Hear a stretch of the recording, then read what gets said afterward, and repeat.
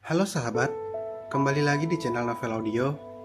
Jadi di video kali ini kita akan melanjutkan cerita CEO dan Cinta Gadis Polos episode 2. Matahari pagi yang keemasan menyelinap melalui celah-celah jendela kayu yang sudah lapuk, menerangi partikel-partikel debu yang menari-nari lembut di udara. Dunia Liana Sari tidak terbuat dari kaca temperet dan kayu eboni, melainkan dari suara klakson yang saling bersahutan di kejauhan, teriakan penjual sayur keliling, dan aroma kopi pahit serta kue yang baru saja dikukus Bibi Rina. Rumah mereka, atau lebih tepatnya rumah Bibi Rina, adalah sebuah rumah petak sederhana di gang sempit yang hanya bisa dilalui motor atau dengan berjalan kaki. Dindingnya dicat warna hijau muda yang sudah memudar, dihiasi foto-foto lama yang dibingkai sederhana dan kalender bekas. Tapi bagi Liana, tempat ini adalah istana. Setiap sudutnya dipenuhi kenangan dan kehangatan. "Dik, sarapannya sudah siap. Jangan sampai telat kuliahnya," teriak Bibi Rina dari dapur kecil yang penuh dengan uap. "Ya bu," balas Liana dengan suara riang, merapikan buku-buku teksnya yang sudah lusuh di atas meja kayu kecil yang juga berfungsi sebagai meja belajar dan makan. Dia mengenakan jeans sederhana dan kemeja katun putih yang sudah sedikit pudar. Rambutnya yang hitam dan sebahu diikat ekor kuda, membuat wajah bulatnya dengan mata besar berwarna coklat madu itu terlihat semakin polos dan bersemangat. Hidup Liana adalah sebuah ritme yang bisa diprediksi, dan dia mencintainya. Pagi ini, seperti pagi-pagi lainnya, dimulai dengan doa syukur, bersyukur masih bisa kuliah, masih bisa membantu bibi, masih memiliki tempat yang hangat untuk pulang. Dia tahu betul betapa berharganya semua ini. Kematian kedua orang tuanya dalam kecelakaan mobil 10 tahun lalu telah mengajarkannya bahwa kehidupan bisa berubah dalam sekejap.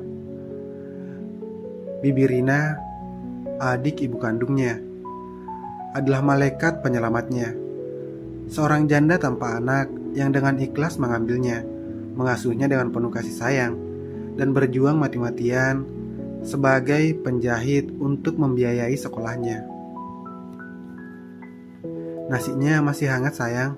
Ini lauknya, tempe orek dan sambal teri kesukaanmu," kata Bibi Rina, seorang wanita parubaya dengan wajah yang mulai dihiasi keriput tapi selalu bersinar dengan kebaikan.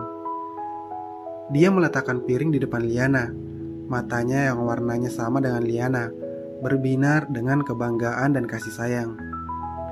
"Wah, makasih bu, aku lapar banget." Liana menyendok nasi hangat itu dengan lahap. "Kuliahnya sampai siang nanti. Habis itu langsung shift di kopi pucuk sampai maghrib. Kalau ada pesanan jahit yang banyak, bilang saja, nanti aku bantu." Sudah, fokus kuliah dan kerjamu saja. Urusan jahit-menjahit, ini urusan bibimu," sahut Bibi Rina sambil duduk di seberangnya, memandangi keponakannya dengan tatapan lembut yang tiba-tiba diselubungi bayangan kekhawatiran yang samar. "Kamu terlalu banyak bekerja, tubuhmu tidak kuat." "Aku kuat bu, aku masih muda," bantah Liana sambil tersenyum. Tapi Bibi Rina hanya menghela napas. Tangannya yang kasar akibat menjahit memutar-mutar gelas tehnya. Pagi itu sesuatu terasa berbeda. Ada kegelisahan di udara yang tidak bisa dijelaskan Liana. Bibi Rina terlihat lebih pendiam. Pikirannya melayang entah kemana. Liana mengira bibinya hanya lelah atau khawatir dengan pesanan jahitan yang mulai sepi belakangan ini. Setelah membereskan piring dan mencium pipi Bibi Rina, Liana bergegas keluar rumah dengan tas kain ranselnya yang sudah usang. Dia masih harus berjalan kaki 5 menit ke halte angkot, lalu menumpang angkot yang penuh sesak selama 30 menit ke kampus. Dia melewati gang sempit itu dengan langkah ringan, menyapa tetangga yang sedang menyapu halaman, mengelus-elus kucing liar yang selalu menunggunya di pojok gang. Dunianya kecil, sederhana, tapi penuh rasa memiliki. Sementara itu, di ujung gang yang sama, sebuah mobil yang sama sekali tidak dikenal, tempat itu telah menciptakan kehebohan kecil. Sebuah Mercedes-Benz S-Class berwarna hitam mengkilap, seperti seekor panter yang tersesat di kandang ayam, terparkir dengan angkuh, menghalangi hampir setengah jalan. Ahmad, sopir setia Ardan, berdiri di samping mobil dengan postur tegap, matanya waspada, mengabaikan tatapan penasaran, heran, dan sedikit cemas dari warga sekitar. Di dalam mobil, udara dingin berhembus pelan. Ardan Pratama duduk di kursi belakang yang mewah, matanya tertuju pada dokumen di tabletnya. Tapi hari ini, konsentrasinya buyar. Pandangannya sesekali melirik keluar jendela yang gelap, menyaksikan pemandangan yang sama asingnya baginya seperti permukaan bulan. Anak-anak berlarian dengan baju lusuh. Seorang ibu membawa bakul cucian, bau got yang tersumbat membaur dengan aroma makanan gorengan. Dia merasa seperti seorang antropolog yang mempelajari sebuah suku terpencil. Ini adalah dunia yang dengan sengaja dia hindari, dunia yang dianggapnya tidak efisien, lambat dan menjijikan. Jari telunjuknya mengetuk-ngetuk lututnya yang tertutup kain wol halus. Liana Sari, namanya terasa aneh di lidahnya. Begitu biasa, begitu tidak berarti. Dia melihat lagi fotonya yang diambil dari database kampusnya. Wajah polos itu, senyum yang tidak waspada itu, membuatnya semakin yakin bahwa ini semua adalah lelucon yang menyebalkan. Bagaimana mungkin ayahnya, Agung Pratama, seorang raja baja yang kejam, bisa mengaitkan masa depan kerajaannya dengan seorang gadis seperti ini? "Tuan, apakah kita harus menunggu di sini?" tanya Ahmad, memulai interkom. "Tunggu," jawab Ardan singkat. Dia ingin memastikan gadis itu tidak ada di rumah. Dia ingin berbicara dengan bibinya terlebih dahulu, memahami situasi, mengendalikan narasi seperti yang selalu dia lakukan dalam setiap negosiasi. Dia tidak ingin ada adegan dramatis, tangisan, atau protes yang tidak perlu. Ini adalah sebuah transaksi bisnis, dingin, jelas. Dia melihat jam Rolexnya pukul 7.45. Seharusnya gadis itu sudah berangkat kuliah. Waktunya bergerak. "Diam di sini," perintahnya pada Ahmad sebelum membuka pintu mobilnya. Langkahnya yang mantap seketika menarik semua perhatian. Tingginya yang menjulang, setelan jasnya yang mahal dan sempurna, aura kekuasaan yang dipancarkannya, semua terasa seperti sebuah invasi. Tatapan warga berubah dari penasaran menjadi takut. Beberapa ibu-ibu cepat-cepat menarik anak mereka masuk ke dalam rumah. Ardan berjalan menuju nomor 15, mengabaikan segala pandangan. Dia mengetuk pintu kayu yang sudah reyot itu dengan ketukan keras dan berirama, bukan permisi. Bibi Rina yang sedang membereskan dapur terkejut. "Siapa itu?" gumamnya. Berjalan ke depan dengan hati berdebar-debar, dia membuka pintu dan nafasnya nyaman tertahan. Di hadapannya berdiri seorang pria yang sepertinya baru saja melangkah keluar dari layar televisi. Wajahnya tampan, tapi keras. Matanya tajam dan seolah bisa melihat langsung ke dalam jiwa. Dia membuat rumah kecilnya terasa semakin sempit dan miskin. "Bisa saya bantu, Tuan?" tanya Bibi Rina. Suaranya sedikit bergetar. "Saya Ardan Pratama," katanya tanpa basa-basi, tanpa senyum. "Saya perlu berbicara dengan Anda." Tentang Liana Sari, boleh saya masuk? Kalimatnya terdengar seperti permintaan, tetapi nadanya adalah sebuah perintah yang tidak bisa ditolak. Bibir Rina menjadi pucat. Pratama, nama itu seperti pukulan baginya. Tangannya gemetar saat membukakan pintu. Silakan. Ardan melangkah masuk. Matanya dengan cepat menyapu seluruh ruangan. Kecil, sederhana, bersih, bau minyak wangi kayunya yang mahal bertabrakan dengan aroma kue kukus dan kapur barus, menciptakan disonans yang aneh. Dia tidak duduk, menunjukkan bahwa kunjungan ini akan berlangsung singkat. Apakah ada masalah dengan Liana, Tuan? Tanya Bibi Rina. Kedua tangannya meremas-remas apronnya. Tergantung dari sudut pandang mana Anda melihat, jawab Ardan. Suaranya datar. Dia mengeluarkan surat wasiat yang telah difotokopi dari dalam saku jasnya. Ayah saya, almarhum Agung Pratama, meninggalkan sebuah wasiat. Wasiat itu menyangkut masa depan perusahaan kami dan keponakan Anda. Dia menyodorkan kertas itu. Bibi Rina membacanya dengan mata yang semakin membesar, semakin penuh ketakutan. Tangannya bergetar hebat. Ini tidak mungkin, Tuan Agung. Dia berjanji. Ardan menangkap kalimat itu. Matanya menyipit. Janji? Janji apa? Desaknya. Suaranya semakin rendah dan berbahaya. Bibi Rina menggeleng, wajahnya dipenuhi kepanikan. Tidak, itu tidak penting. Tapi Tuan, ini gila, memaksa anak muda untuk menikah. Liana, dia hanya gadis polos. Dia tidak tahu apa-apa tentang dunia Tuan. Justru itulah poinnya, bukan? Serga Ardan dingin. Dia tidak tahu apa-apa. Itu yang diinginkan ayah saya. Dia melangkah lebih dekat. Saya akan langsung pada intinya. Nyonya, saya tidak lebih senang dengan situasi ini daripada Anda. Tapi wasiat ini sah. Jika saya tidak menikahi Liana dalam waktu seminggu, saya kehilangan segalanya. Dan percayalah, jika saya kehilangan segalanya, tidak akan ada yang tersisa untuk siapapun. Dia membuat ancamannya terdengar seperti sebuah pernyataan fakta. Jadi, ini adalah yang akan terjadi. Saya akan menikahi Liana. Pernikahan ini akan menjadi sebuah pengaturan formal. Dia akan memiliki semua kenyamanan, materi yang diinginkan seorang wanita. Dia tidak akan kekurangan apapun. Sebagai imbalannya, dia harus memainkan perannya sebagai istri saya di depan publik. Itu saja.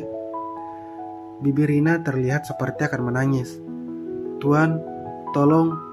Dia tidak akan pernah setuju. Dia punya mimpinya sendiri. Apakah dia punya pilihan? Potong Ardan dengan kejam. Lihatlah sekeliling Anda.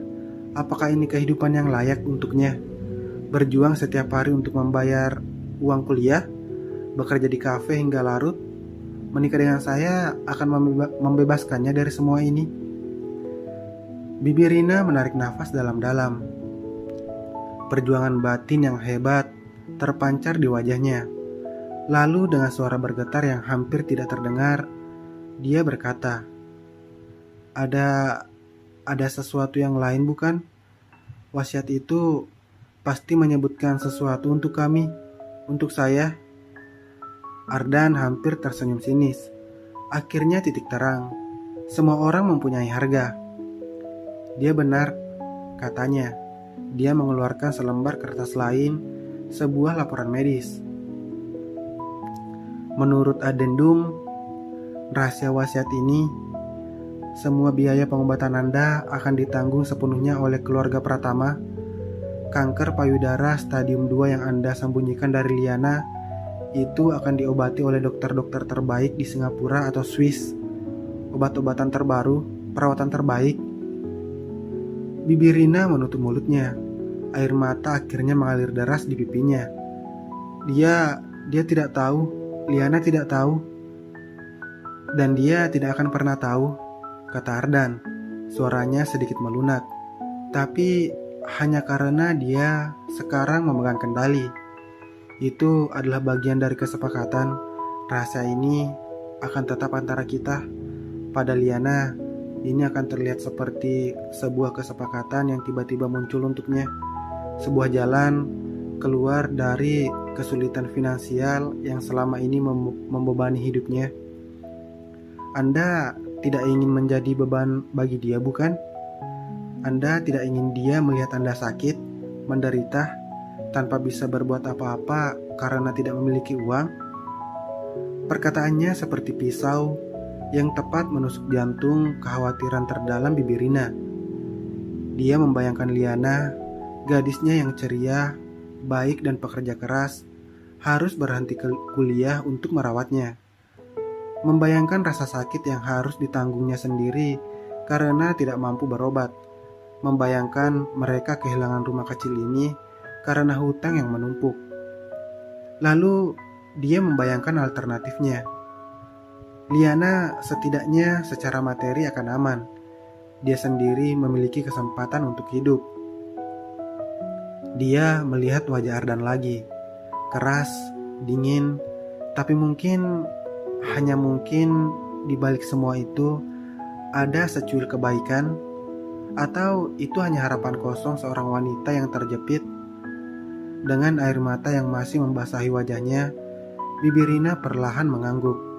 Dadanya terasa sesak oleh pengkhianatan terbesar dalam hidupnya terhadap orang yang paling dia cintai. Baik, bisiknya, suaranya serak. Saya akan berbicara padanya. Saya akan meyakinkannya. Pintar, kata Ardan.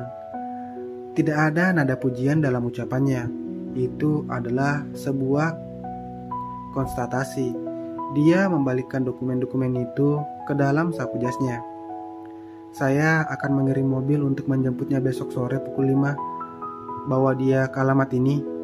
Dia menyerahkan sebuah kartu nama yang hanya berisi alamat sebuah butik high-end. Dia akan diatur untuk pertemuan kita. Tanpa kata-kata lagi, dia berbalik dan meninggalkan rumah itu. Meninggalkan Bibirina yang hancur, terpecah antara rasa cinta kepada keponakannya dan insting bertahan hidup yang paling dasar. Pintu tertutup. Sunyi. Bibirina jatuh berlutut di lantai. Tubuhnya diguncang oleh isak tangis yang hebat. Dia telah menjual masa depan Liana untuk secuil harapan hidup. Dia merasa seperti monster terkeji. Sepulang kuliah dan kerja, Liana merasa ada sesuatu yang aneh. Bibirina terlihat sangat diam.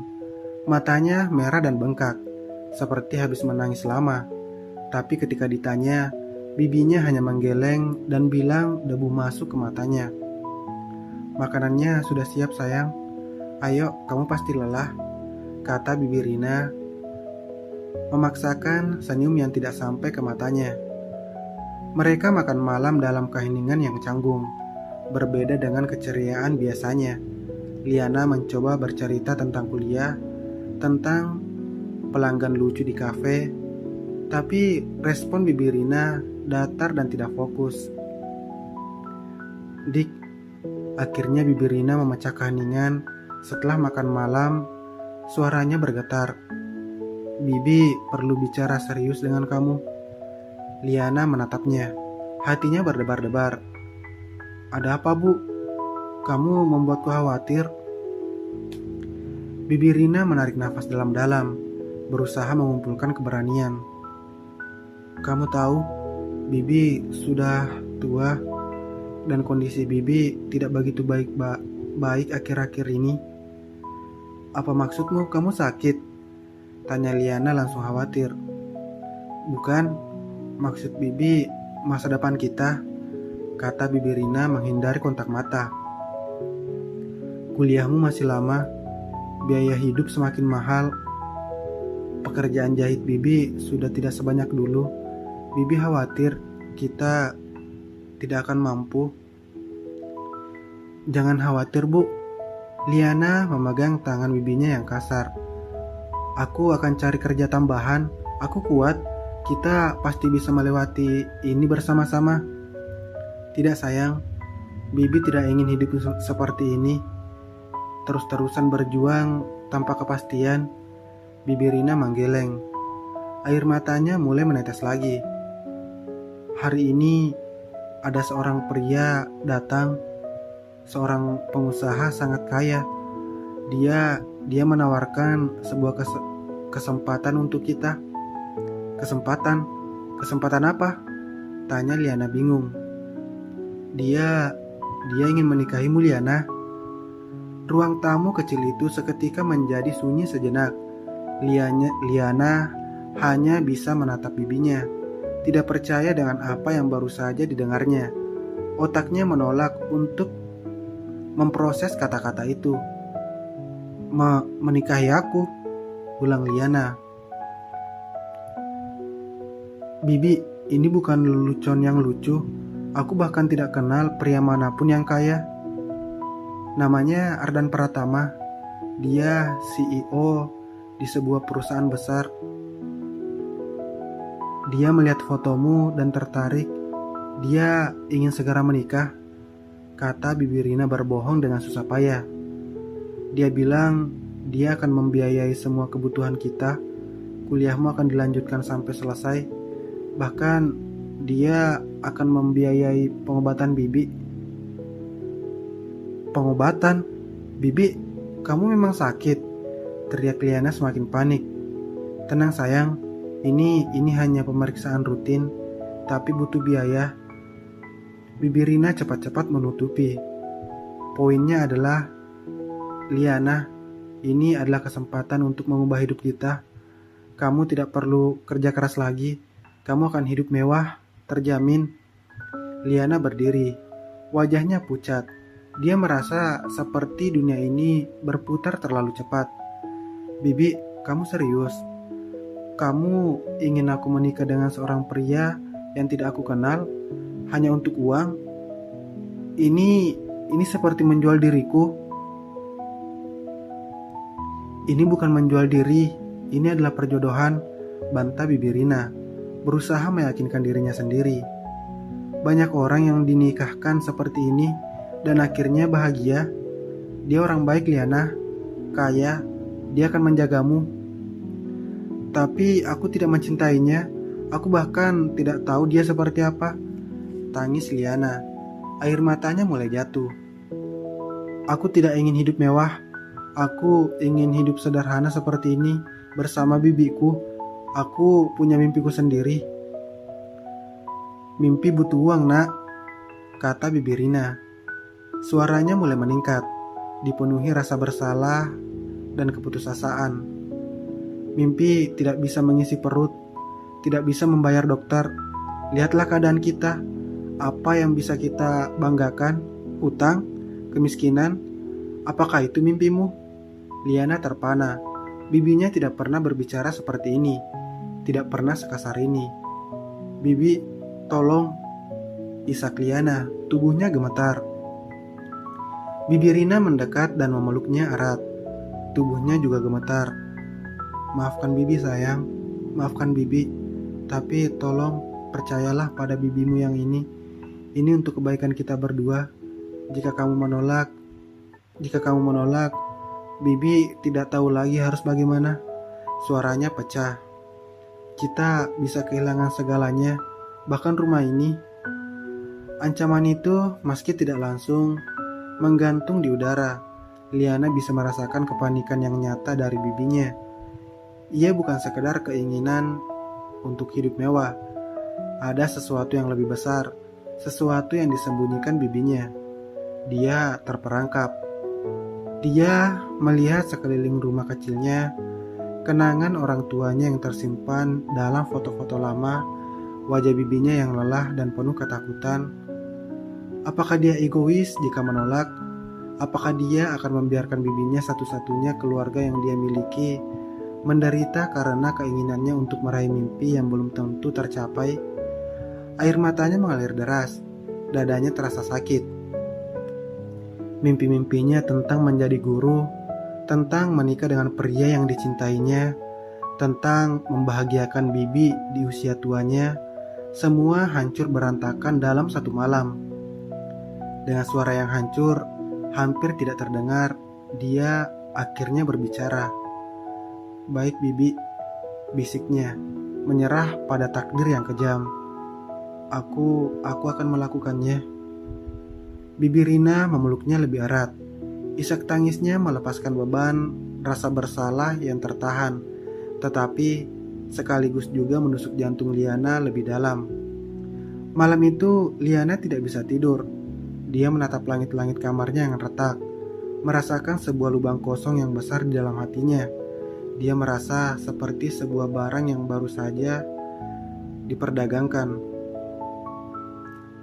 Dia tidak tahu siapa Ardan Pratama itu. Dia tidak tahu dunia seperti apa yang dimasukinya. Dia tidak tahu hidup polos dan sederhananya telah berakhir. Dan di kejauhan, di penthouse-nya yang megah, Ardan Pratama melihat email konfirmasi dari butik bahwa janji untuk calon Nyonya Pratama telah dibuat. Dia merasa puas. Masalah satu telah teratasi. Dia tidak memikirkan tentang air mata gadis polos itu. Baginya, air mata adalah mata uang yang murah di dunia yang kejam. Pertemuan mereka besok hanyalah formalitas, awal dari sebuah kontrak. Tapi dia tidak menyadari bahwa di dalam kesederhanaan dan kepolosan Liana terdapat sebuah kekuatan dan ketahanan yang tidak dimiliki oleh angka-angka di laporan keuangannya. Sebuah kekuatan yang suatu hari nanti akan mengguncang dunianya yang tertata rapi hingga ke fondasinya. Bersambung.